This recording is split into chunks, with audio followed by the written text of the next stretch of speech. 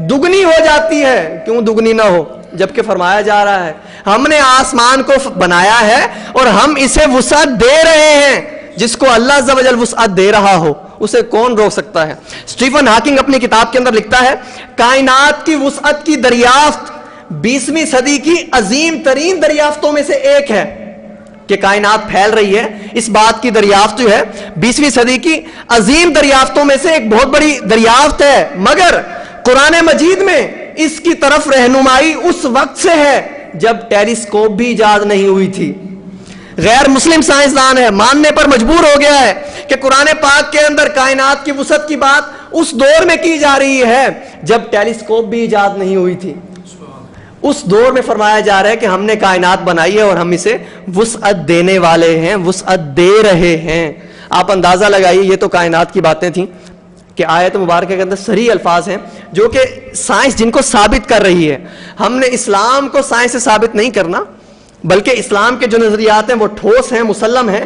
अलबत्ता कभी कभी ऐसा होता है कि साइंस अपनी बातों से फिर जाती है। पहले साइंस का नजरिया था जमीन चिपटी है, फिर नजरिया बना जमीन गोल है, अब नया नजरिया बन गया कि जमीन अंडे की मानिंद है, बेज़वी है।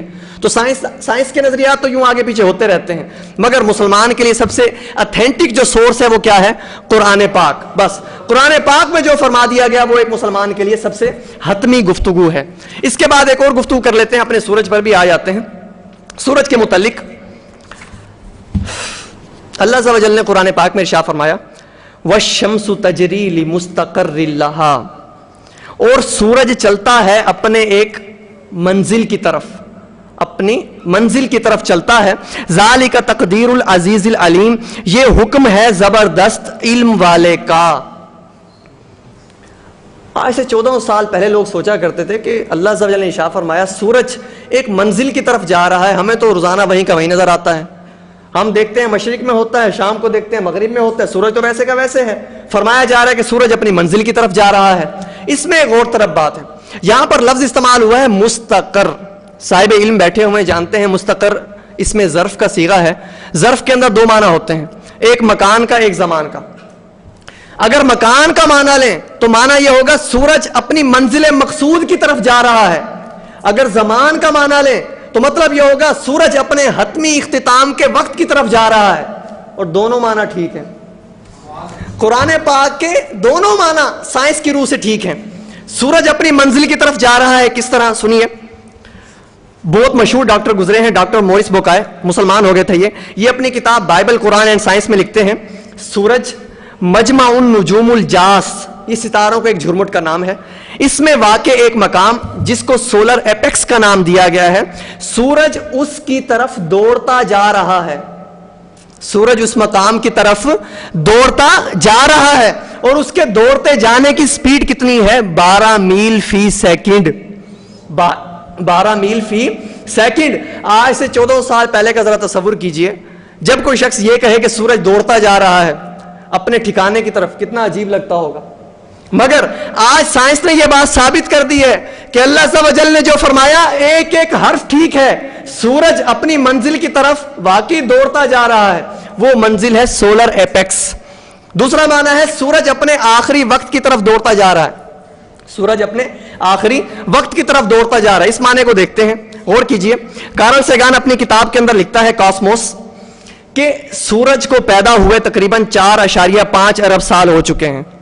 सूरज की पैदाइश को 4.5 अरब साल हो चुके हैं। सूरज में हाइड्रोजन के एटम मुसलसल हेलियम में तब्दील होते रहते हैं। हमें जो सूरज जलता हुआ नजर आता है ना, दरअसल ये हाइड्रोजन जल रही होती है जो हीलियम में तब्दील हो रही होती है। साइंसदान ये कहते हैं हर सेकंड के अंदर सूरज के अंदर 50 करोड़ एटमी धमाके होते हैं। हर सेकंड में 50 करोड़ हाइड्रोजन धमाके होते हैं जो कि हीलियम में तब्दील हो जाते हैं। हाइड्रोजन हीलियम में तब्दील होती रहती है, तभी हमारे पास हरारत आती है, रोशनी आती है और बहुत सी मुफीद चीजें आती हैं। दर हकीकत वहां पर बहुत बड़े धमाके हो रहे होते हैं। अब जब ये धमाके हो रहे हैं तो क्या होगा? आहिस्ता आहिस्ता एक वक्त आएगा कि सूरज के अंदर हीलियम की मिकदार बढ़ जाएगी। हाइड्रोजन हीलियम में तब्दील हो रही है ना, हीलियम की तादाद बढ़ जाएगी। फिर क्या होगा? हीलियम भी शिद्दत हरारत की वजह से जल उठेगी। पहले हाइड्रोजन जल रही थी, अब साथ में कौन जलना शुरू हो गई? हीलियम। दो चीजें जलना शुरू हो जाएंगी तो फिर क्या हो जाएगा? سورج جو ہے وہ پھول کر کپا ہو جائے گا، جسے آپ سائنس کی اصطلاح میں کہتے ہیں ریڈ جوائنٹ، مطلب ایک لال سرخ دہکتا ستارہ بن جائے گا. یہ سورج کی موت کا وقت ہوتا ہے. پھر آہستہ آہستہ وہ ستارہ چینج ہوگا سفید بونے میں، اسے کہتے ہیں وائٹ ڈوارف. وائٹ ڈوارف میں چینج ہوگا، اسے سفید بونا کہتے ہیں. پھر آہستہ آہستہ سورج ٹھنڈا ہو کر مدھم ہو جائے گا. یہ وقت ان قریب آنے والا ہے، کیونکہ سورج اپنی جوانی کی عمر گزار چکا ہے. سائنس کی تحقیق کے مطابق اپنی جوانی کی عمر گزار چکا ہے. اب وہ اپنے موت کی طرف، اپنے انتمی اختتام جسے آپ کہہ سکتے ہیں آخری اختتام کی طرف جا رہا ہے. یہی بات تو قرآن پاک نے ارشاد فرمائی ہے، وَالشَّمْسُ تَجْرِي لِمُسْتَقَرٍّ لَهَا. سورج اپنے انتم انجام آخری اختتام کی طرف جا رہا ہے. ذرا غور کیجیے، آج سے 14 سال پہلے جب کہنے والے نے کہا ہوگا سورج اپنے اختتام کی طرف جا رہا ہے، لوگوں نے سوچا نہیں ہوگا. ہمارے والدین گزرے، وہ کہہ رہے ہیں سورج ایسے ہی تھا جیسے اب ہے. ہماری عمریں 70 سال ہو گئی ہیں، ہم بھی دیکھ رہے ہیں سورج ایسے ہی ہے جیسے پہلے تھا. مگر قرآن نے فرمایا تم اپنی نظر سے دیکھ رہے ہو کیونکہ تم مخلوق ہو، ہم خالق ہیں. ہم جانتے ہیں کہ ہماری مخلوق کی ایکسپائری ڈیٹ کیا ہے. ہمیں پتہ ہے ایک نہ ایک دن سورج ایکسپائر ہو جائے گا.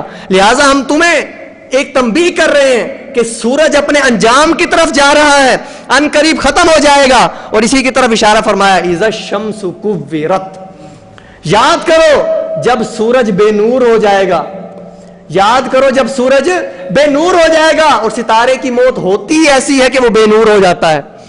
آپ دیکھیے سائنس تمام باتوں کی تصدیق کر رہی ہے جو کہ قرآن پاک میں اللہ عز و جل نے ارشاد فرمائی ہے. غور کیجئے، ایک ایک پوائنٹ سے آپ نوٹ کیجئے، بالکل جو قرآن پاک کی گفتگو ہے سیم ٹو سیم وہ سائنس کی گفتگو ہے. ہم نے کائنات کی سیر تو بہت کر لی، اب اپنی ذات کی طرف بھی آتے ہیں. اپنی ذات کی طرف بھی آنا بہت ضروری ہوتا ہے. اور بھی ہے، زمین گول کیسے ہے اس پر بھی مواد ہے، ایٹم کے متعلق بھی گفتگو تھی، ٹائم شارٹ ہے.